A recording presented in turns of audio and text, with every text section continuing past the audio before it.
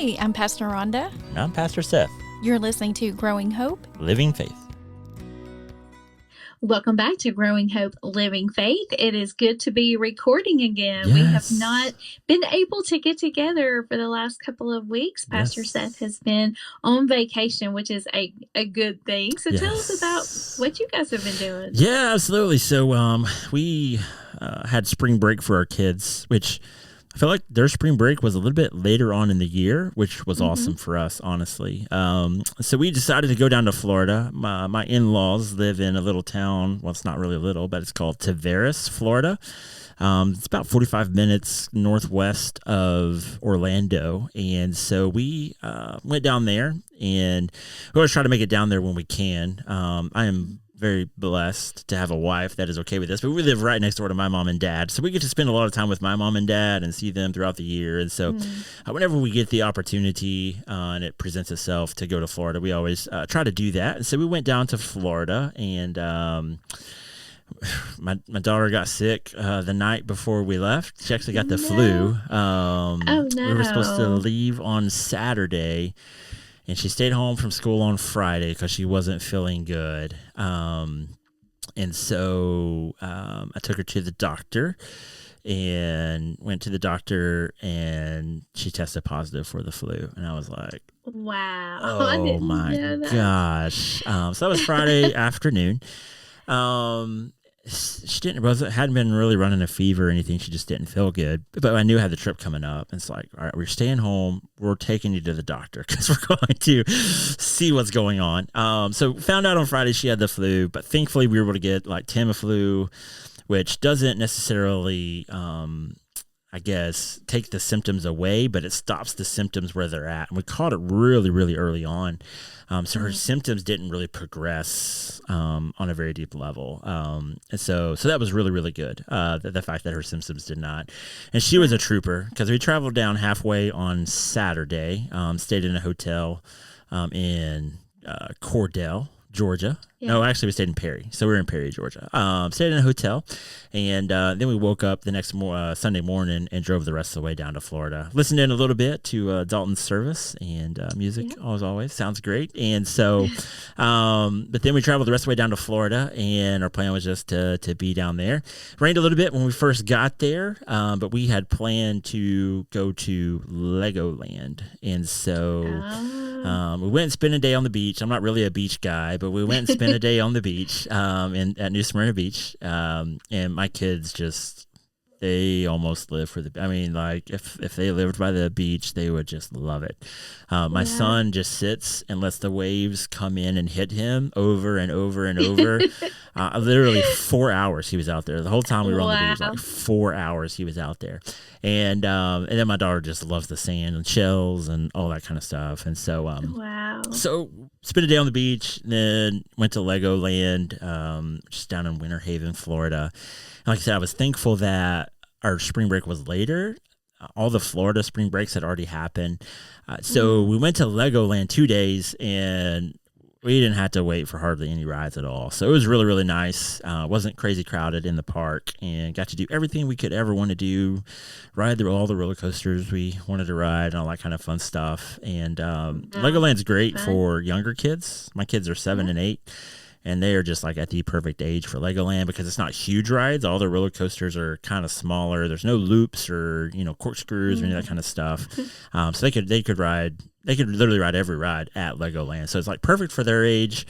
We stayed in a pirate themed hotel, which was always a lot of fun. Our kids loved that. And so we did that for a couple of days, and then drove back to Tavares, and then the next day drove back home. And made it's about an 8-hour drive if you were just to drive it straight. And so we made one stop on the way back. So we drove all the way up to Cordell, and then from Cordell all the way back to Rossville, Georgia. And so our kids are troopers. They did so good. And they didn't have, even on the way back, like lots of times they're out, how far do we go? But they did so good on this way back. Like this time back, they didn't ask a lot of those questions, and got back at about 9:30, I guess, on Saturday night, and got them into bed, and then at church this last Sunday. So we had Michael Yeah. Jackson, Dr. Michael Jackson from Trevecca, Yes. at church this last Sunday, and he did awesome. He really did. I enjoyed him back in September. He did a workshop called, it was about preaching. I can't remember the name of it. But anyway, it was so good. And I wrote notes. And when I prepare to preach, I get those notes out every single time because it was so good. And then he preached this past Sunday at Dalton, but he was there on Saturday, the day before, for Improve Your Serve. And again, it was just soaking up his wisdom. Yep. It was so good. And then he preached on Sunday about what we typically call the Good Samaritan, although that's not probably a good way to frame that story. But man, the takeaway was just really about caring about others and about how do you embody the gospel.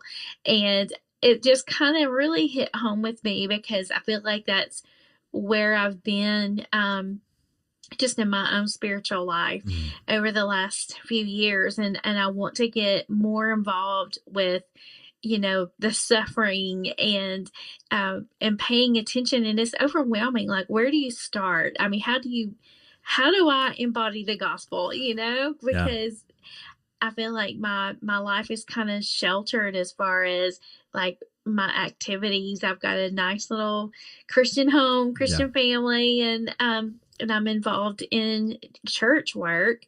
But how do you just really embody the gospel to those that are hurting and are suffering, or the marginalized, and there's so much that you could pull out of that story, but I really took it to heart. And something you did while you were gone was I filled out an application to be a chaplain, awesome. to go through the first unit of CPE training. And I had an interview last Wednesday and I was accepted to the program at Hamilton Medical. And I hope it's just, I hope it's just an opportunity to just embody the gospel, just love people where they are and be that voice of love and that sense of peace and grace while people are going through difficult times. And I'm a little nervous about going into a hospital setting because I've always joked around and said I could never be a nurse. And I could never do it. But anyway, it will position me to be involved with people that are going through difficult circumstances and situations. And I'm hoping to learn how just to be a blessing to people and in those kind of times. And it's going to start pretty soon. And I'm looking forward to it. Yeah, it's so awesome, and it really does go back to that. His sermon on Sunday of, sometimes it's like you said, it is hard to know. And we look around and we see so much hurt and so much pain and it's, where do you begin to start? But, he really pointed back to that mentality or to the idea of the passage that it says, the foreigner, the Samaritan, whatever you want to call them, essentially he was willing to enter into the suffering with people. And that's where it has to start within its simplicity. I think we get so, and I think we've probably talked about this on the podcast. I forget what we've talked about on the podcast, what we haven't. Some of the things we said, it gets so overwhelming sometimes to look around. And I don't think the reality is that we have to focus on these big, huge things. And we want to focus on the big, huge things because we want to make as big of an impact as we can. But sometimes it really is in the small things and focusing on people that are in front of us and being willing to step in, to that. I was actually listening to a podcast coming on home on this last Saturday on that passage. And there was a Jesuit priest back in the day. He wrote some books and then, we've even know some people who've kind of used this quote. I think you mentioned H. Lamar Smith. He does a lot of great devotionals, and his writing is it's very, very good. But he essentially said, sin, what is sin? What was the sin of, the priest and the Levite? And this is, I think, a great definition of sin. I think lots of times we struggle defining sin, but he defined sin as the failure to bother to care. And it's such a powerful kind of thought about sin, because it does go just a whole lot deeper than our actions. Because lots of times when we do think of sin, we think of, what do we do that would be considered a sin? And it becomes very individualized. But when we really take it that next step, that sin, we can look at personal sin and what is our personal sin, but there are sins against others that, when we have this failure to bother to care, that when we see someone hurting, when we see someone struggling, when we see someone down in the dumps or, down on their luck or whatever, and we simply just walk by, essentially we're the priests, we are the Levite. And even though we may have good things going on, when we, fail to have the failure to bother to care, then that is sin. That is, right. I think, goes directly against the reality of the gospel and the good news of Jesus Christ and what essentially Jesus calls us to do. And so it was really, really cool for me. I love when things line up like that, when, it seems like God's really, and it sounds like, it's kind of the same thing with you. God's really kind of been pinpointing some things and talking to you in your life. And it's so cool when a lot of things just begin to come together. And, right. And it's also hard because you're like, all right, God, what are you really trying to say? I don't want to make you say something that you're not trying to say, but God, what are you really trying to say? And I think it takes a lot of effort and energy just to kind of continue to hone in on that. Yeah, and this week is a great week because this week is Jesus' essential journey to Jerusalem, his final journey to Jerusalem. And it's the beginning of that as we are in this Lenten season. This week is when we celebrate the Liturgy of Palms. Yes, it's this week. I can't believe we're already here. It's unbelievable. But this is such, I don't know, I love this time of year. It's the central part of who we are as Christians, and we're really coming down to that point where we talk about the crucifixion and the resurrection. But my goodness, this entry into Jerusalem, growing up, we never really talked about Palm Sunday. Right. We just kind of celebrated Easter. We didn't do Palm Sunday celebrating, or we didn't do a Maundy, Thursday service or a Good Friday. It was just, we're going to celebrate Easter. But unless you really spend time with each of these events in this holy week that we're about to enter, you really can't celebrate Easter and really have a meaningful understanding of what we're actually celebrating, because it really starts off, it doesn't start off, we've seen Jesus's ministry, but man, when it starts winding down to that very end, we see his heart, we see his passion, and it starts right here at Palm Sunday. You want me to read the passage? Yeah, that'd be great. Okay, so Luke 19:28 through 40. After he had said this, he went on ahead, going up to Jerusalem. When he had come near Bethphage and Bethany at the place called the Mount of Olives, he sent two of the disciples, saying, "Go into the village ahead of you, and as you enter it, you will find tied there a colt that has never been ridden. Untie it and bring it here. If anyone asks you, 'Why are you untying it?' just say this, 'The Lord needs it.'" So those who were sent departed and found it as he told them. As they were untying the colt, its owners asked them, "Why are you untying the colt?" And they said, "The Lord needs it." Then they brought it to Jesus, and after throwing their cloaks on the colt, they set Jesus on it. As he rode along, people kept spreading their cloaks on the road. Now, as he was approaching the path down from the Mount of Olives, the whole multitude of the disciples began to praise God joyfully with a loud voice for all the deeds of power that they had seen, saying, "Blessed is the King who comes in the name of the Lord. Peace in heaven and glory in the highest heaven." Some of the Pharisees in the crowd said to him, "Teacher, order your disciples to stop." And he answered, "I tell you, if these were silent, the stones would shout out." All right. Yeah, the there's ride, so much in yes, the ride into Jerusalem. Such a cool passage.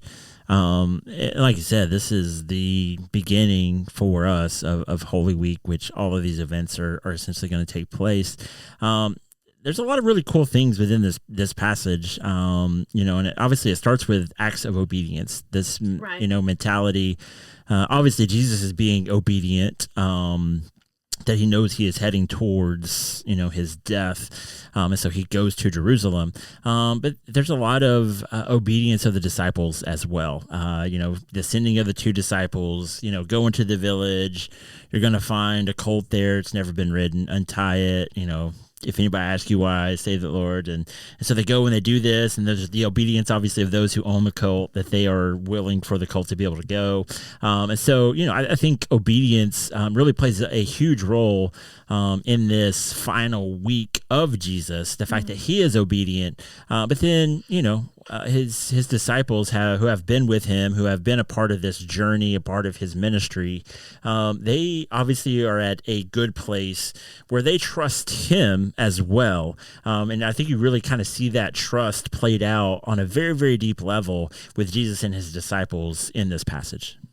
Oh, absolutely. And then again, there's so much going on here. I mean, I've read this my whole life, but as you study it, as I've studied it, as I've matured in my faith, my goodness, what a statement he was making by getting on a donkey. And this is a grown man that's on this foal. I mean, it's actually a baby, right? And his legs had to be dragging the ground, but he was making a statement because here he is coming in from one direction, and it was a normal thing for the Romans to be coming through on the other side of town. And of course, with their horses and, their war animals and stuff. And here Jesus he's making a statement, a political statement, that this is not how his kingdom is. I mean, this is not how he does things. He is humble, he is meek,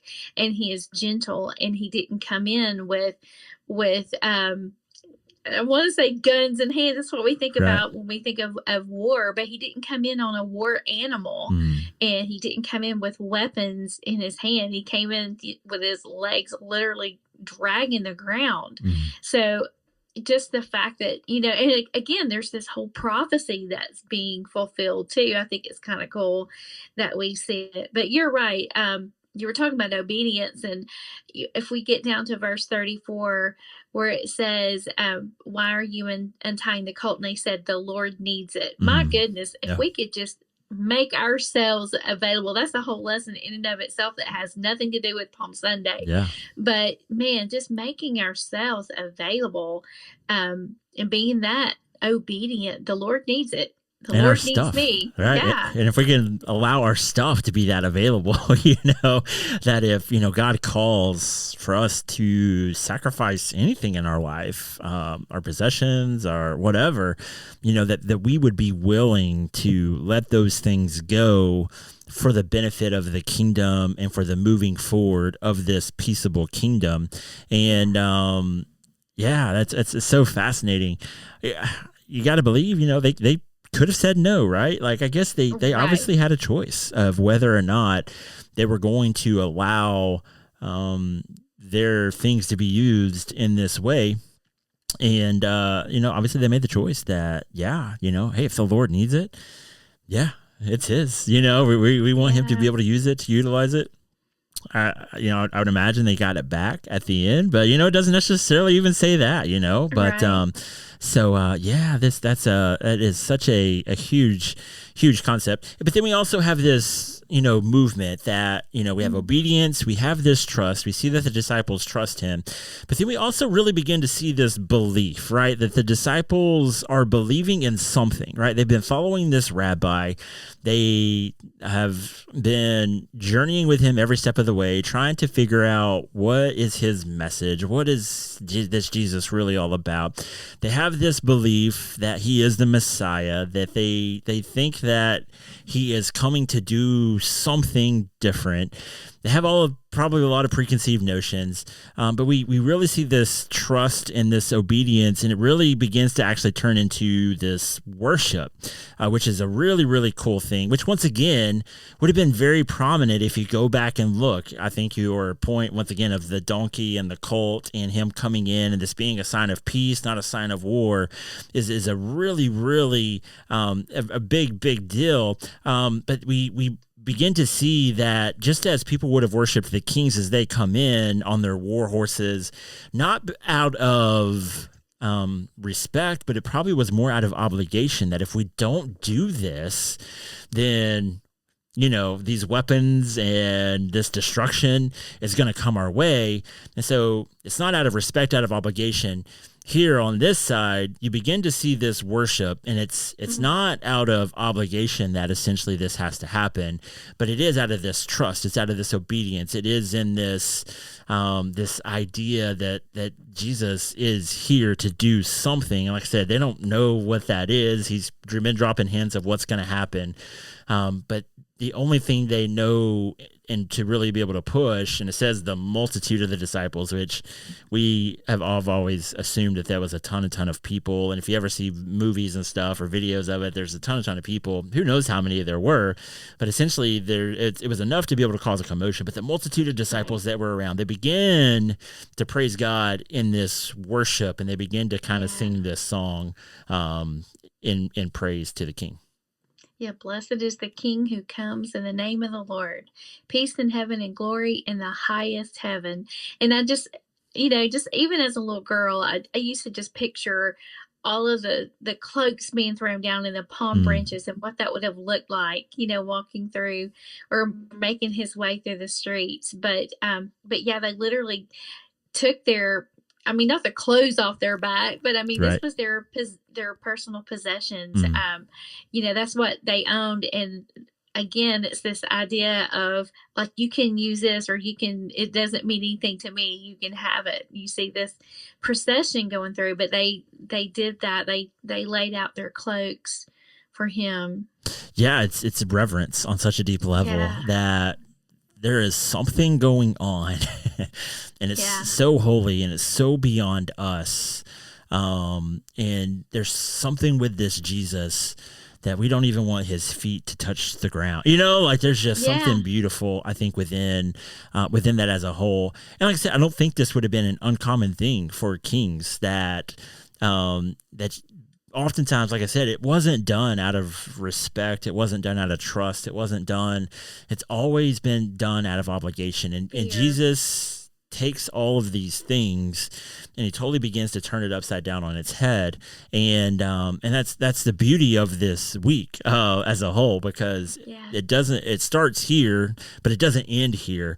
Throughout this whole week, Jesus takes all of these things that were meant for, had different meanings or different ideas, and he totally turns it upside down on its head. We see it with a crown of thorns, right? He was beat with a rod, which, kings had scepters. And so, and it just goes on and on and on. We begin to see this different reality of Jesus and how he approaches with power, and we begin the idea of really being able to see what true power really is. And it starts here on Palm Sunday, and it should relay heavily, I think, into our lives. Right. It begins with humility, like we've mentioned before. And again, picturing the scene, there's this joyful shouting and celebration and this respect and this love and honor towards Jesus. And of course, there had to be some people there that wanted to hush him. They didn't like it. It says some of the Pharisees in the crowd said to him, "Teacher, order your disciples to stop. Hush, stop it already." They didn't want that. They didn't want to hear it. And then Jesus answered, "I tell you, if these were silent, the stones would shout out." That's such a powerful line. We use that a lot. I know it's in a lot of like our songs. It's in a lot of our thought processes. Sometimes I don't know if we really believe that statement, because it is much easier to be silent, especially in the world I think that we live in. It's so much easier to be silent, sometimes with our words. Sometimes it's easier, I think, to actually be outspoken. But sometimes it's hard. It's easier to be silent in the actions of how we go about living our life, which goes back, I think, to this past week's sermon that we heard from Dr. Michael Jackson, and kind of this Good Samaritan. It's that, are we going to fail to bother to care, or are we going to see what God is doing? Are we going to choose to enter into what God is doing in the movement of God and be willing to enter into people's lives and the suffering of people's lives? Because these people that are laying down the cloaks, they're singing these songs, they're waving the palm branches. These are people who have been abused on a very deep level by the authorities of the Roman government, by even the Pharisees, the one who, or the leaders of the church. These people have experienced a lot of oppression from a lot of different people. And so now they finally have something to be able to be thankful for, to get excited about. And it's just interesting that those people who are in power, instead of using their power to uplift those who maybe have been oppressed, it's so much easier, if we're not careful, to use our power to continue to push down those people who have been oppressed and who are oppressed. And I think it's a great question for us. And a lot of people may say, well, I don't have any power, but it's not true. Everybody's got power. And this whole week has to do with the use of power and how do we utilize the power that we have, because Jesus had a lot of power. And we're going to see through this week that there are different times that he does use his power, as far as like clearing out the temple and all of that, which happens right after this, and some of the other gospels. But he continues to lay down his power and not use it to bring things to himself, but he continues to lay down his power for the benefit of other people. I think this is the clash right here that we see with the Pharisees of instead of entering into the realm of what Jesus is doing, getting behind this peaceful servant, this one who comes in peace. It's a lot easier sometimes when you have the power to use your power, not in a way that benefits and glories God, but in a way that allows you to continue to do those things that you think you need to do, the things you deserve, which is a total abuse and misuse of power. Right. And I'm thinking back again to Dr. Jackson's message about what he said about how Jesus says, do as I have done. And even though we're not ever going to ride a donkey into some town, so we can't literally do that, but we can do as Jesus has done and live our lives with humility and laying aside our power for the good of other people, using our power to help others. And that's what we see Jesus do during this whole week is, standing up for the oppressed. You mentioned the cleansing of the temple, but, he's standing up for the injustice that is happening there. He's doing something about it. Yep. And so we see this all through this week of passion, this whole Holy Week.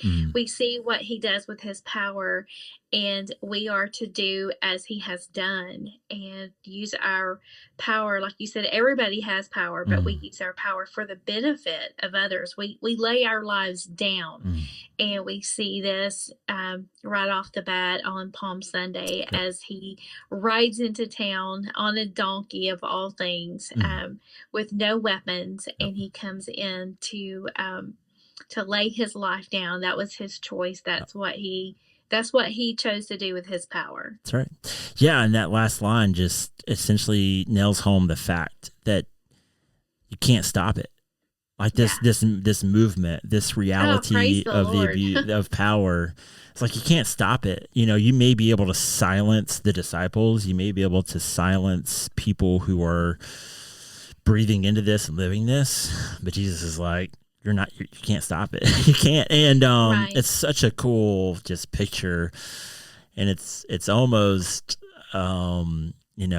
some people may be offended by this, but it's a middle finger to the Pharisees, essentially, is what this is you're not going to stop this. Because even if you silence my disciples, the rocks, the very foundation of what we are on, like the earth, all of that is going to cry out. And this is springing forward, and no matter how hard you try to stop, this reality of peace, this reality of the right use of power, this reality of freedom from oppression, this reality of all these things, you can't stop it. And it's just that mic drop moment for Jesus to kind of the leaders of the church. And so I don't know if I don't know if a lot of people maybe think about that truly as a mic drop moment, but it really is a mic drop moment where he's like, listen, you can try to stop this, but you can't stop it. It is going to come. It's going to continue to come, and it really is a beautiful picture.